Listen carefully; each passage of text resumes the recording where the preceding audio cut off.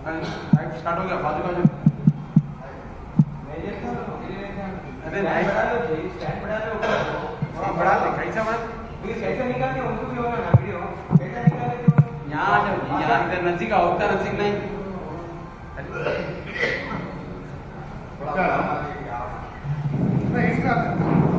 बस बस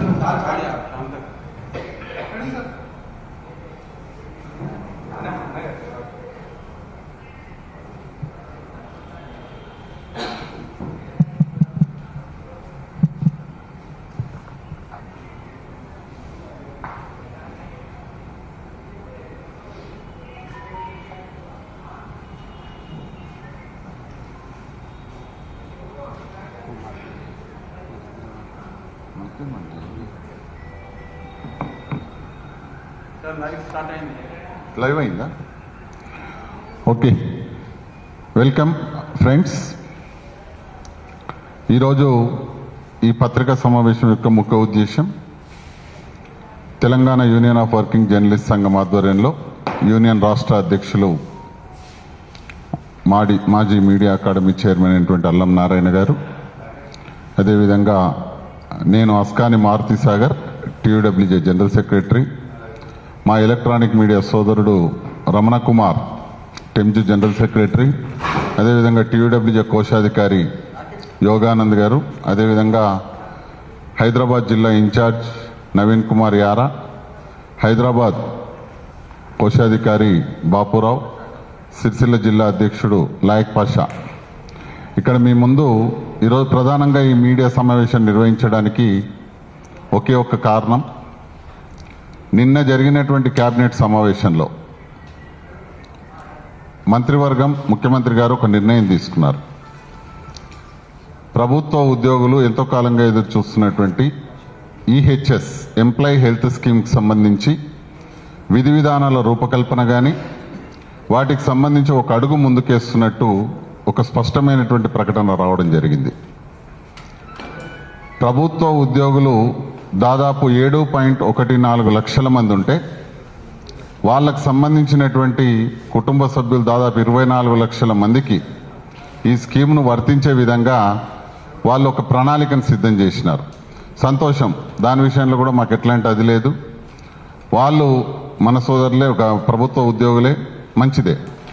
కానీ గతంలో జర్నలిస్టులకు ప్రభుత్వ ఉద్యోగులతో సమానంగా గత ప్రభుత్వం జర్నలిస్ట్ హెల్త్ స్కీమ్ ఈహెచ్ఎస్ లెక్కనే ఒక జేహెచ్ఎస్ తీసుకురావడం జరిగింది.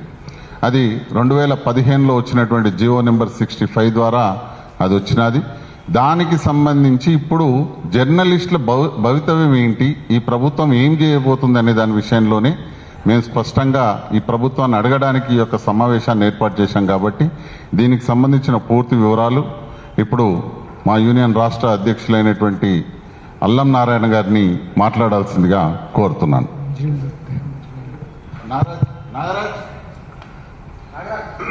వాటర్ తెప్పినాం బాబు. మిత్రులారా,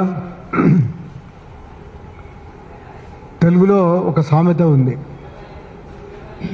కొండనాలికకు మందేస్తే ఉన్ననాలిక పోయిందని. రేవంత్ రెడ్డి నాయకత్వంలోని ప్రభుత్వం వచ్చిన తర్వాత జర్నలిస్టులకి సింగిల్ పెన్నీ అంటే ఒక్క పైసా ప్రయోజనం కలగకపోగా ఉన్న ప్రయోజనాలు మొత్తం తీసేసే ఒక ప్రక్రియ నడుస్తున్నది. మరి ప్రభుత్వానికి ఎవరు సలహా ఇస్తున్నారో, ఎవరి ఆధ్వర్యంలో మీడియా వ్యవహారాలు నడుస్తున్నాయో కానీ ఒక్క విషయం కూడా సానుకూలంగా లేని మీడియా వ్యవహారాలు కాంగ్రెస్ ప్రభుత్వం నడిపిస్తున్నది. కాంగ్రెస్ ప్రభుత్వం అధికారంలోకి వచ్చే ముందు వాళ్ళ మేనిఫెస్టోలో జర్నలిస్టులకి కొన్ని హామీలు ఇచ్చినారు.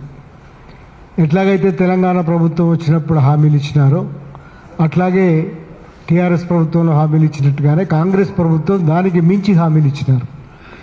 ఎందుకు అంటే టీఆర్ఎస్ ప్రభుత్వంలో జరిగిన పనుల కన్నా మెరుగైన పనులు చేస్తామని, అసలు అది ఏమీ జరగలేదనే ఒక సెన్స్ క్యారీ చేస్తూ ఇచ్చినారు. కానీ తీరా చూస్తే కాంగ్రెస్ ప్రభుత్వం వచ్చి 2 సంవత్సరాలు గడిచిపోయింది.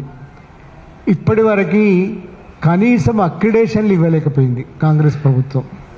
ఈ అక్రిడేషన్ పాలసీల్లో కొత్త పాలసీ తెస్తామని చెప్పి కొత్త జీవో విడుదల చేసి అదంతా కూడా కంగాలి చేసి పెట్టింది. ఇప్పటికి కూడా అపరిష్కృతంగా చాలా సమస్యలు ఉన్నాయి. ఆన్లైన్లో అప్లై చేద్దామంటే ఆన్లైన్లో కూడా చాలా వ్యథలు చెప్తున్నారు. అంటే మేడ్ ఈజీ పోయి మేడ్ డిఫికల్టీ చేసినారు. అక్రిడేషన్ మీడియా కార్డు అని ఒకటి ప్రవేశపెట్టినారు. ఆ ఆందోళనలు మాలాంటి జర్నలిస్ట్ సంఘాలు జోక్యం చేసుకున్న తర్వాత ఆ అక్రిడేషన్ పాలసీస్ని మళ్ళీ మార్చినట్టు చేసినారు. దాంట్లో కేబుల్ను మినహాయించినారు. డెస్క్ జర్నలిస్టులు నిన్ననే ఆందోళన చేసినారు, ధర్నాలు చేసినారు. అట్లా 2 ఏళ్ల తర్వాత చూస్తే మిగిలింది ఏంటంటే నిత్యం ఆందోళనలు, ధర్నాలు, ఒక్క ప్రయోజనం నెరవేర్చకపోవడం. అట్లాగే టీఆర్ఎస్ ప్రభుత్వంలో 100 కోట్ల ప్రణాళిక నిధి అనేది ఏర్పాటు చేస్తామని చెప్పి 42 కోట్ల నిధిని ఆ ప్రభుత్వం ఏర్పాటు చేసింది. ఇప్పుడు కూడా మీడియా అకాడమీ తరఫున 200-300 మందికి హెల్ప్ చేసిందంతా కూడా టీఆర్ఎస్ ప్రభుత్వం ఇచ్చిన 42 కోట్ల నుంచి మాత్రమే. టీఆర్ఎస్ ప్రభుత్వంలో 15 కోట్లతోటి మీడియా అకాడమీ భవనం కట్టించింది. నా ఆధ్వర్యంలో మీడియా అకాడమీ చైర్మన్గా కార్పొరేట్ ఆఫీస్ లాగా ఒక భవనం నిర్మించమైంది. ఆ భవనంలోనే ఇప్పుడు కార్యకలాపాలు జరుగుతున్నాయి. ఆ భవనాన్నే మేము కట్టించిన ఆడిటోరియంనే అద్దెకి ఇవ్వబోతున్నారు. సరే, ఇవన్నీ ఫైన్.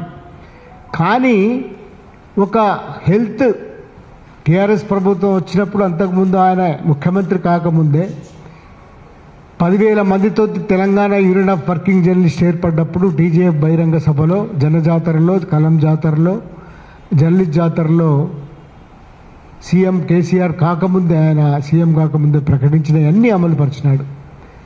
ఇళ్ల స్థలాలు మాత్రం రాలేదని అన్నారు. కానీ ఇళ్ల స్థలాలు కూడా దాదాపుగా 60% జిల్లా కేంద్రాలలో నియోజకవర్గ స్థాయిలో ఇచ్చినారు. దాదాపుగా 42 కోట్ల ఫండ్ అది ఇప్పుడు అక్కడికి వస్తున్నది. అట్లాగే 7 కోట్ల రూపాయలు కరోనా సమయంలో మనిషికి 10,000, 20,000 చొప్పున మీడియా అకాడమీ తరఫున సహాయం కూడా చేసినాం. ఇవన్నీ ఒక ఎత్తు అయితే, అన్నిటికీ మించి జర్నలిస్టులకి హెల్త్ కార్డు కావాలని చెప్పి 2014లో చాలా డిపార్ట్మెంట్స్ని త్రోసరాజని ఆయనే సమాధానం చెప్పుకొని ఒక అద్భుతమైన హెల్త్ కార్డుని ఆయన హయాంలో కేసీఆర్ గారు తెచ్చినారు. ఆయనకే పోతుంది క్రెడిట్. ఎందుకంటే చాలామంది డిపార్ట్మెంట్లో ఇప్పించినాడు ఆయన. ఇగో ఇక్కడ ఉన్న మేము అందరం కూడా ఆనాడు సెక్రటరియట్లో పాత జీవో దొరకలేదు. ఈ జీవో మీకు కాపీ ఇస్తారు. ఈ జీవోలో పాతవన్నీ వేసి ఉంటాయి. ఆంధ్రప్రదేశ్లో ఏ జీవో ఉండే ఆ జీవో ప్రకారంగా ఎలాంటి మార్పులు చేయాలి, ఈ మార్పులన్నీ చేసి మేము దీన్ని అంతా తవ్వి తీసి Telangana union of working journalist తరఫున మేము ఆనాడు ఈ జీవో కాపీ చేతికి వచ్చినాడు సెక్రటరియట్ ముందర మేము ఇట్లా డ్యాన్సులు చేసినాం. ఒక అద్భుతమైన సాధించినామని. ఇవాళ 10-12 సంవత్సరాల తర్వాత ప్రభుత్వం మారింది. ఈ జీవో పత్తకు లేకుండా పోయింది. అంటే ఉన్న జీవో ఇంతకుముందే అన్నట్టుగా కొండ నాలుకకు మందేస్తే ఉన్న నాలుక పోయింది. ఇది అత్యంత ముఖ్యమైన జీవో. ఇప్పటికీ కూడా ఈ జీవో ఆధారంగా హెల్త్ కార్డు నడిచినన్ని రోజులు దాదాపుగా 4 సంవత్సరాల కాలం పాటు అన్ని కార్పొరేట్ హాస్పిటల్లో ఇది చెల్లింది. అపోలో లాంటి, యశోద లాంటి అన్ని కార్పొరేట్ హాస్పిటల్స్లో లక్షల బిల్లులు. దాని మొత్తం మీరు లెక్కలు తీసి చూసుకోండి కావలిస్తే 23 కోట్ల రూపాయల ప్రయోజనం ఈ జీవోతోటి కలిగింది. హెల్త్ ఒక్కొక్కరికి 5-6 ఆపరేషన్లు జరిగిన వాళ్ళకు ఉన్నాయి. అట్లాగే ఫ్యామిలీస్లలో క్యాష్లెస్ కార్డు, ఫ్యామిలీస్లలో తండ్రులకి, తల్లులకి, పెద్దవాళ్ళకి ఆపరేషన్లు చేయించిన వాళ్ళు ఉన్నారు. ఇట్లాంటి కథ చెప్పినప్పుడు, మొత్తం లెక్క చెప్పినప్పుడు 23 కోట్ల రూపాయల ప్రయోజనాలు 4 ఏళ్లలో కలిగినాయి. దాని తర్వాత ఈ కార్డు చలామణి కనీసం నిమ్స్లో చెల్లుతున్నది. అట్లాగే జిల్లాలలో చాలా హాస్పిటల్స్ కూడా పెద్ద సర్జరీలు జరిగినప్పుడు దీన్ని ఇప్పటికి కూడా పరిగణలోకి తీసుకుంటున్నాయి.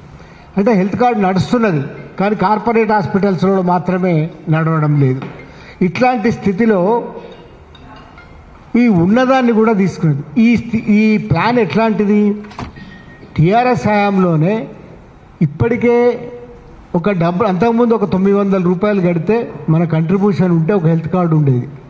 దాని బదులుగా అసలు మీరు ఒక కంట్రిబ్యూషన్ ఇవ్వడం ఏంది, మీకే మేము మేలు చేయాలి కదా అని చెప్పి ఉద్దేశం కొద్దీ ఉద్యోగులతో కలిపి ఈజీహెచ్, ఇదే రాజీవ్ ట్రస్ట్ ద్వారా ఈజీహెచ్ ద్వారా ఉద్యోగులకు సరిసమానంగా మన కుటుంబ సభ్యులు మనకు కలిపి అది ఒక హెల్త్ కార్డుని అప్పుడు ప్రణాళిక చేసి జేహెచ్ఎస్.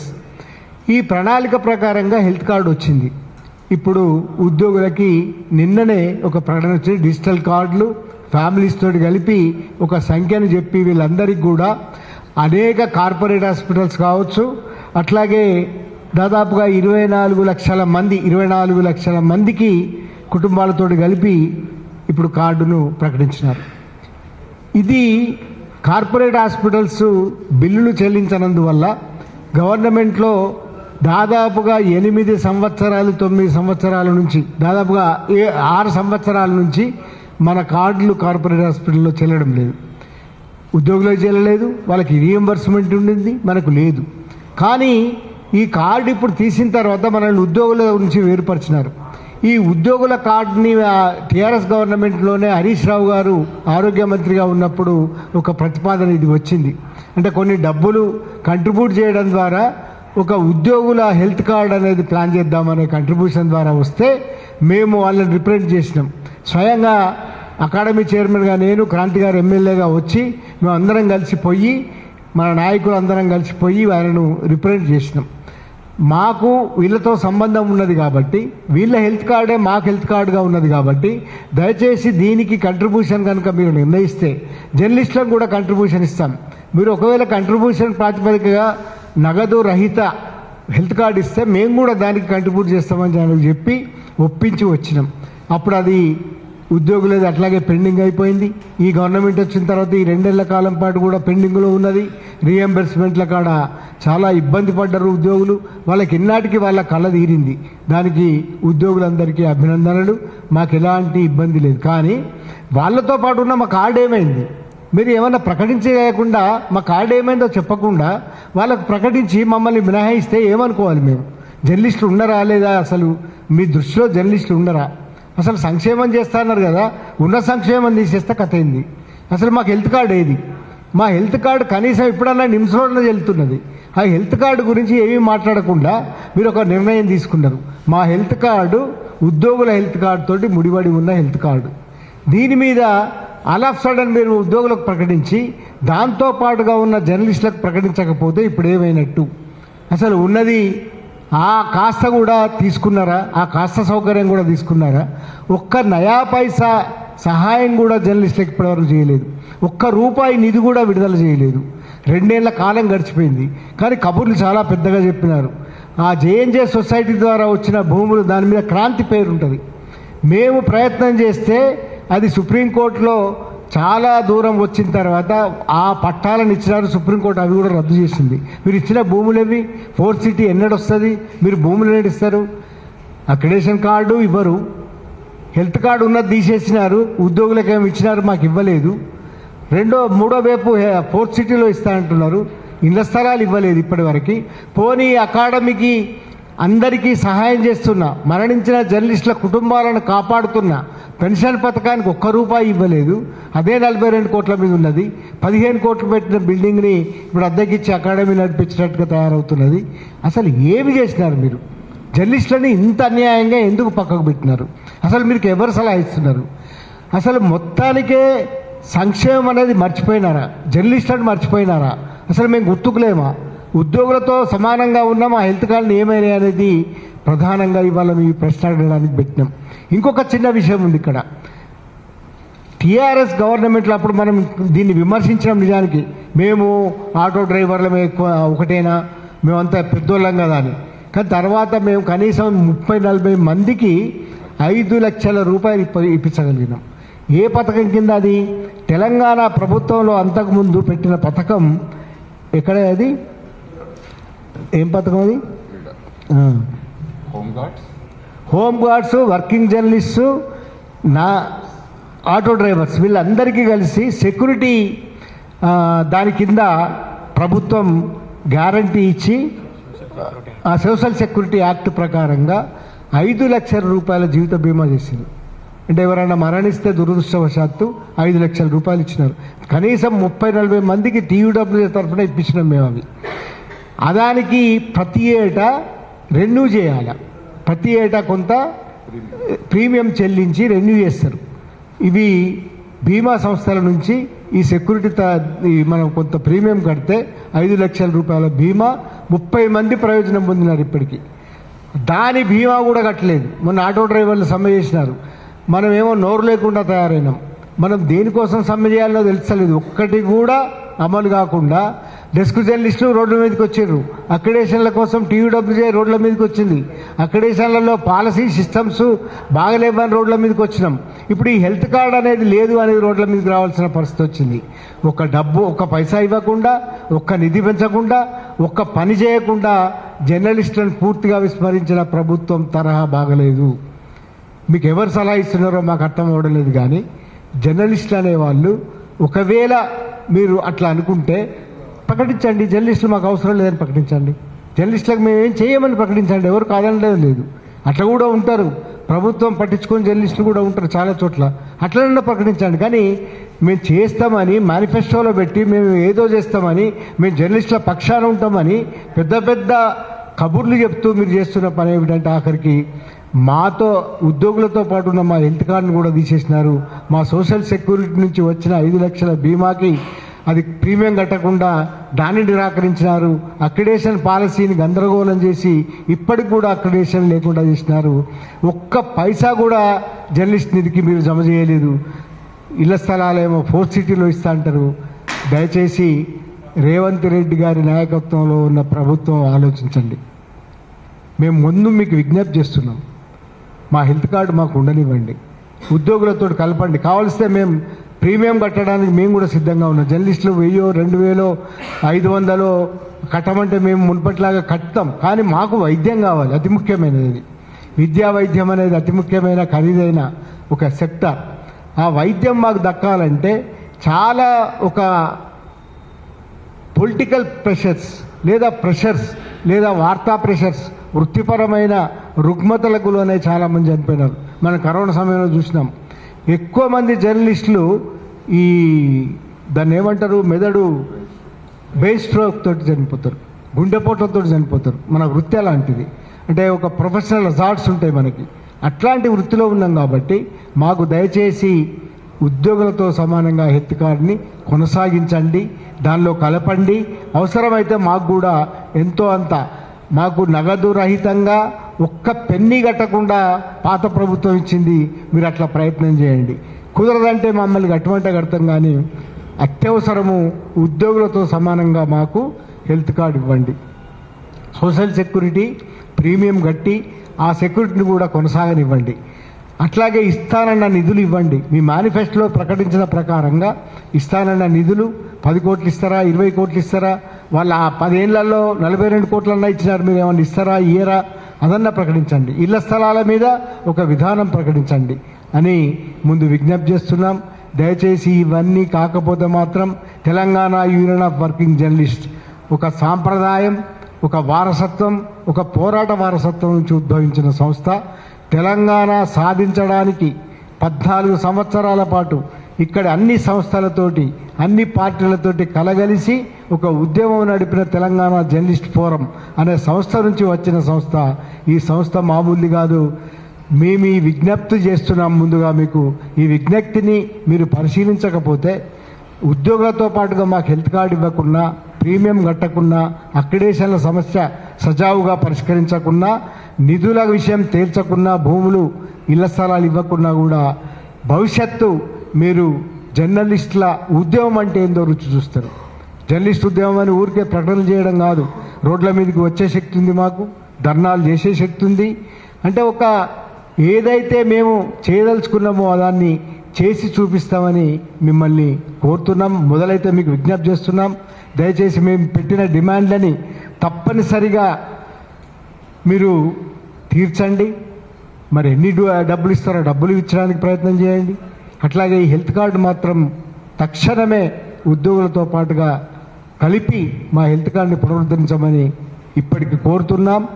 లేకపోతే ఉద్యమం తప్పదంటే మాత్రం ఈ రాష్ట్రంలో తెలంగాణ ఉద్యమం కోసం నిలబడ్డ వాళ్ళమే మళ్ళీ ఒక ఉద్యమం జర్నలిస్టుల కోసం నిలబడతాం. జర్నలిస్ట్ సోదరులందరూ కూడా ఈ ఉద్యమం వెంట రావాలని కోరుకుంటున్నాం. ప్రభుత్వానికి ఒక హెచ్చరిక చేస్తున్నాం, ముందుగా విజ్ఞప్తి చేస్తున్నాం, ఇవి పరిష్కరించండి, కాదంటే మా ఉద్యమాన్ని ఎదుర్కోండి. Thank you very much.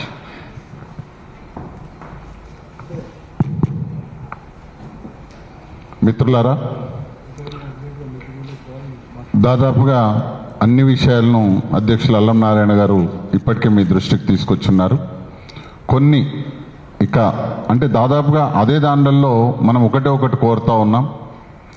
అయ్యా, జర్నలిస్టుల హెల్త్ పాలసీ కోసం గతంలో ఆల్రెడీ సార్ చెప్పినట్టు ఇంతకుముందు ఏదైతే క్యాష్లెస్ హెల్త్ కార్డు ఈ ప్రభుత్వం తీసుకురాకముందు ఒక విధానం ఉండేది. ఏది 900 రూపీస్ జర్నలిస్టులు కడితే 900 రూపీస్ ప్రభుత్వం కట్టేది. ఈసారి మీరు కూడా ఒక ప్రభుత్వ ఉద్యోగులకు ఒకటి పెట్టినారు. వాళ్ళ మూల వేతనంలో 1.5% జీతాన్ని కట్ చేస్తూ అదే 1.5% మీరు ప్రభుత్వం నుంచి ఆ యొక్క ట్రస్ట్కు బదిలీ చేసేటటువంటి ఒక సిస్టమ్ ఏదైతే ఏర్పాటు చేసినారో అదే సిస్టంలో భాగంగా మీరు దాదాపు 7 లక్షల మంది 7.14 లక్షల మంది ప్రభుత్వ ఉద్యోగులకు ఈ స్కీమ్ను వర్తింపజేస్తున్నారు ఈ తెలంగాణ రాష్ట్రంలో. అంటే దాదాపుగా 25 లక్షల మంది ఆ కుటుంబ సభ్యులు దీని కిందకి వస్తున్నారు. మేము మొత్తం తిప్పి కొడితే తెలంగాణ రాష్ట్రంలో మీరు చెప్తున్న లెక్క ప్రకారమే 44,000 అక్రిడేషన్ కార్డులు ఇస్తామంటున్నారు. మా వాళ్ళు మొత్తం కొడితే ఒక 50,000 మంది ఉంటారు. ఇంటూ నలుగురు లెక్క వేసుకున్నా కూడా 2 లక్షల మంది. అంటే 25 లక్షల మందిలో మేము 2 లక్షల మంది మీకు భారం అయ్యామా? ఈ ప్రభుత్వం ఆలోచించాల్సినటువంటి విషయం. ఎందుకంటే ఇదేం మేము కొత్త కోరట్లా, ఇది మేము ఇప్పుడు ఈ రోజుగా వచ్చి అడగట్లేదు. యాజ్ పర్ ఏదైతే ఇంతకుముందున్న జీవో నెంబర్ 65 ప్రకారం ఈ రాష్ట్రంలో ఒక పాలసీ నడుస్తూ ఉంది. జర్నలిస్టులకు ఈహెచ్ఎస్ మాదిరిగానే జేహెచ్ఎస్ అనేటటువంటిది ఒక స్కీమ్ ఇంప్లిమెంటేషన్ అవుతుంది. ఆరోగ్యశ్రీ ట్రస్ట్ ద్వారా అది కొనసాగుతుంది. కాబట్టి అదే స్కీమును పునరుద్ధరించే క్రమంలో అదే స్కీమును ఇంప్లిమెంటేషన్ చేసేటటువంటి విషయంలో కనీసం జర్నలిస్టుల సంఘాలను పిలిచినారా మీరు? పోనీ దీనికంటూ ఒక నేషనల్ కదా మీడియా అకాడమీ చైర్మన్ అని, పోనీ ఆయనకన్నా తెలుసా? అసలు ఈ రోజుతో ఆయన కాలపరిమితి అయిపోతుంది. 2 ఏళ్ళు ఏ పని చేయకుండా దిగిపోతున్నా, అంటే నాకు తెలిసి రెన్యువల్ వస్తుందో తెలియదు, దిగిపోతున్నా నేనెందుకంట, కానీ 2 సంవత్సరాలు కరెక్ట్గా 24 ఫిబ్రవరి ఏ ఒక్క పని కూడా జర్నలిస్టులకు చేయకుండా సక్సెస్ఫుల్గా దిగిపోతున్న వ్యక్తిగా శ్రీనివాసరెడ్డి గారు చరిత్రలో ఎక్కబోతున్నారు. ఎందుకు చెప్తున్నా ఈ మాట అంటే, ఎందుకు చెప్పబోతున్నా అంటే ఈరోజు టైం అయితే అయిపోయింది, ఆ టర్మ్ అయిపోయింది, మరి రేపటి లోపల ఎక్స్టెన్షన్ వస్తే తెలియదు. ఎందుకు చెప్తున్నా ఈ మాట అంటే, ₹1 రవీంద్ర భారతిలో చాలా గొప్పగా ప్రకటించినారు. ఇదే మన ముఖ్యమంత్రి రేవంత్ రెడ్డి గారు, మీకు 10 కోట్ల రూపాయలు వెల్ఫేర్ ఫండ్కు బదిలీ చేస్తామని. ఇంతకుముందు నారాయణ సార్ చెప్పినట్టు తెలంగాణ ప్రభుత్వం ఇచ్చిన 42 కోట్ల సంక్షేమ నిధితోనే వస్తున్నటువంటి ఇంట్రెస్ట్ ద్వారానే అందరికీ ఈరోజు మరణించిన జర్నలిస్టులకు ఈ మధ్యన తాజాగా కూడా 18 మంది జర్నలిస్టులకు ₹1,00,000 సాయం చేసినారు. సంతోషం. ఎందుకంటే కనీసం ఆ ఫండ్ ఉన్నందుకు ఇప్పటికి కూడా చనిపోయిన జర్నలిస్ట్ మిత్రులకు ఆ కుటుంబాలను ఆదుకుంటున్నారు. అది కూడా ఆపింటే ఇంకా వేరే రకంగా ఉండేది. బట్ ఒకటి కోరుతా ఉన్నాను నేను ఆ మీడియా అకాడమీ చైర్మన్ గారిని, ₹1 నిధి తేకపోతివి, ఒక్క అక్రిడేషన్ కార్డు ఇప్పియకపోతివి, మళ్ళీ ఈ రోజు 29వ తారీఖు కూడా మళ్ళీ స్టిక్కర్ పడుతుంది. అంటే మార్చికు పోతుంది, మార్చి 31 దాకా కూడా మళ్ళా స్టిక్కర్ పడబోతుంది. నేనేమంటున్నానంటే ₹1 నిధి రాకపోయే, ఒక కార్డు ఇవ్వకపోతుంది. తర్వాత ఈరోజు చూస్తే తీరా మిమ్మల్ని కనీసం సంప్రదించినట్టు కూడా మాకు తెలుస్తలేదు. జర్నలిస్ట్ సంఘాలన్నంటే ఎట్లాగో పిలుస్తలేరు. కనీసం మీడియా అకాడమీకి చైర్మన్ ఉన్నాడు కదా, ఆయన ప్రభుత్వంలోనే ఉన్నాడు కదా, ఆయనన్న పిలిచి మాట్లాడాలి కదా, పోనీ ఈయనన్న పోయి అడగాలి కదా. ఇది జరగడం లేదు. మరి ఏం దౌర్భాగ్యమో తెలియదు. తెలంగాణ రాష్ట్రంలో తెలంగాణ జర్నలిస్ట్ చేసుకున్న పాపం ఏందో మాకు అర్థమైతలేదు. ఈ ప్రభుత్వానికి జర్నలిస్టులు అసలు కనబడతలేరా, గింతిలా లేరా? అసలు మేము ఏమైపోతున్నాము? మేము రోజు రోడ్లు ఎక్కాల్సిన పరిస్థితి. రేపు మళ్ళీ నాకు ఇప్పుడే ఇంతకుముందు ఒక మిత్రుడు ఫోన్ చేసిండు, అన్న రేపు గన్ పార్క్ నుంచి INDPR దాకా ర్యాలీ ఉంది. ఇదేనా ఎండకిగా? ఇక మేము రోడ్ల మీదనే కూర్చుంటాం, మీరు మంచిగా చల్లగా ఏసీలలో కూర్చోండి, మీరు ఇష్టం ఉన్నోళ్లకు, మీ అనునయులకు, మీకు రేపు పొద్దుగాల ఉపయోగపడతారు అనుకునే వాళ్ళకు మాత్రం బ్రహ్మాండంగా తీసుకొస్తున్నారు. నాకు ఇంకోటి అనిపించింది, ఈరోజు ప్రభుత్వ ఉద్యోగి మరణిస్తేనంట 1.2 కోట్ల రూపాయల బీమా వస్తుందంట. సంతోషం. 1,20,00,000 ప్రమోదంలో చనిపోతే ఆయన ప్రాణమే, మా జర్నలిస్టులది కూడా ప్రాణమే కదా. అయ్యా నువ్వు 5 లక్షల బీమా వచ్చేదానికే ప్రీమియం కడతలేవు. ఈరోజు ప్రభుత్వ ఉద్యోగులకు ₹1,20,00,000 ప్రమాద బీమా వచ్చేటట్టు వర్తించే విధంగా స్కీమును తీసుకొస్తున్నాడు. సాధారణ మరణం సంభవిస్తే కూడా ₹10 లక్షల బీమా వచ్చేటట్టు ప్రీమియం చెల్లిస్తుంది ప్రభుత్వం. చలో ఉద్యోగులను మంచిగా చేసుకోవాలనుకుంటున్నారు, మంచిదే. వాళ్ళకి ఈ రకంగా తాయిలాలు ప్రకటిస్తూ ఉన్నారు, సంతోషమే. కానీ జర్నలిస్టులు ఏం పాపం చేసిండ్రు? కనీసం ఆటో డ్రైవర్లు, హోంగార్డులతో ఈక్వల్గా ఉన్నదానికి కూడా మీరు ప్రీమియం ఎందుకు చెల్లించడం లేదనేది మా సూటి ప్రశ్న. దీనిపైన ప్రభుత్వం ఉన్నటువంటి పాలకులు స్పందించాలి. మేమేమి ఎక్కువ లేము, మా కుటుంబ సభ్యులేమి ఎక్కువ లేరు, మా దాంట్లో జీతభత్యాలు ఉండవు మా జర్నలిస్టులకు. వాస్తవానికి చూస్తే ఈ 40,000 మందిలో ఒక 5,000 మంది స్టాఫర్స్ అట్లాంటి వాళ్ళు ఉంటారు. మిగతా 35,000 గ్రామీణ ప్రాంత విలేకరులు ఉంటారు. వీళ్ళకందరికి జీతభత్యాలు ఉండవు. ఇట్లాంటి విషయాలన్నీ పరిగణలోకి తీసుకొని మీరు చేయాలనుకుంటే జర్నలిస్టులకు కూడా చేయాలి. కానీ జర్నలిస్టులు ఎందుకు అంటరాని వాళ్ళ లెక్క, జర్నలిస్టులు అంటే ఒక చిన్న చూపు చూసేటట్టు ఈ రకమైనటువంటి భావనతో ఈ ప్రభుత్వం ముందుకెళ్తుంది అన్నది ఈ 2.5 ఏళ్ల కాలంలో, 2 ఏళ్ల పైన కాలంలో మాకు స్పష్టం అవుతా ఉంది. ఎందుకు ఈ రకంగా ముందుకు పోతుందో ప్రభుత్వం మాకు అర్థమైతలేదు. దీని వెనుక ఎవరు ఈ రకంగా ఆయనకు సలహాలు ఇస్తున్నారో రేవంత్ రెడ్డి గారికి కూడా మాకు అర్థమైతలేదు. మేము ఈరోజు మీడియా ద్వారా కోరుతా ఉన్నాం, అయ్యా కనీసం మన సమస్యలను చెప్పండి, చూయించండి. చూయిస్తేనన్నా కనీసం ఈ పాలకుల దృష్టికి పోతాయేమో. ఎందుకంటే చెప్పాల్సిన వాళ్ళు చెప్తలేరు. మీడియా అకాడమీ చైర్మన్ చెప్పాలి, ప్రభుత్వం తరఫు ప్రతినిధి, ఆయన చెప్పేటట్టు మాకు కనిపిస్తలేదు. ఇక మరి కనీసం మన మీడియా అంటే ఈరోజు ఎవరైతే బాధింపబడుతున్నారో, పీడింపబడుతున్నారో మనమే. ఇదంతా ఈరోజు మీడియాకు మేము ఒకటే రిక్వెస్ట్ చేస్తూ ఉన్నాం, ఇది చాలా పెద్ద సమస్య సార్ అన్నట్టు. వాస్తవంగా ఖచ్చితంగా అనేక మంది ఈ యొక్క మారుతున్న కాలానికి అనుగుణంగా, పెరిగినట్టు పోటీతత్వానికి అనుగుణంగా, ఈరోజు ఎలక్ట్రానిక్ మీడియాలో పెరిగిన వేగానికి అనుగుణంగా వార్తలను అందించే క్రమంలో అనేక మంది రుగ్మతలకు బారిన పడుతున్నారు. ఇది వాస్తవం. అట్లాంటి దాంట్లో భాగంగా ఈ నీడ్ ఎవరికన్నా ఉందంటే వీళ్ళకి కదా. వాళ్ళకు ఒక రకంగా రియంబర్స్మెంట్ ఉంటుంది, ఇంకోటి ఉంటుంది. వాళ్ళకి అనేక రకాల సౌకర్యాలు ఉన్నాయి. అయినటువంటి వాళ్ళకే మీరు పెద్దపీట వేసి మమ్మల్ని విస్మరించడం అనేటటువంటిది చాలా దయనీయమైనటువంటి విషయం. నిజంగా దీని విషయంలో ప్రభుత్వం స్పందించకపోతే మా అధ్యక్షుడు సూచన మేరకు ఎంతటి వరకైనా సరే తెలంగాణ వ్యాప్తంగా మున్ముందు భవిష్యత్ కార్యాచరణ ప్రకటిస్తాం. ప్రభుత్వాన్ని కోరుతున్నాం, ఒక రిక్వెస్ట్ చేస్తా ఉన్నాం ఈరోజు మీడియా ద్వారా, మీరు దీనిపైన స్పందించండి. వెంటనే జర్నలిస్ట్ సంఘాలను పిలిచండి, మాట్లాడండి. దీనిపైన మేము చెప్తాం వాట్ ఈజ్ వాట్ అనేది. దానిపైన మీరు పరిగణలోకి తీసుకుని ఒక మంచి పాలసీని తీసుకురండి, హెల్త్ పాలసీని. వెల్కమ్ చేస్తాం, పాలాభిషేకం చేస్తాం. కానీ ఇట్లాంటిది కాకుండా మమ్మల్ని విస్మరిస్తే మాత్రం తప్పనిసరిగా రోడ్లపైన వచ్చి కూర్చోవడంలో మాకేం కొత్త కాదు అని చెప్పి మరొకసారి తెలియజేస్తూ, ఈ కార్యక్రమానికి మేము పిలిచిన వెంటనే వచ్చినందుకు మీ అందరికి కూడా పేరు పేరున Telangana union of working journalist పక్షాన హృదయపూర్వకమైనటువంటి కృతజ్ఞతలు తెలియజేస్తూ ఈ సమావేశాన్ని ఇంతటితో ముగిస్తున్నాం. ఇది మనకు అవసరం.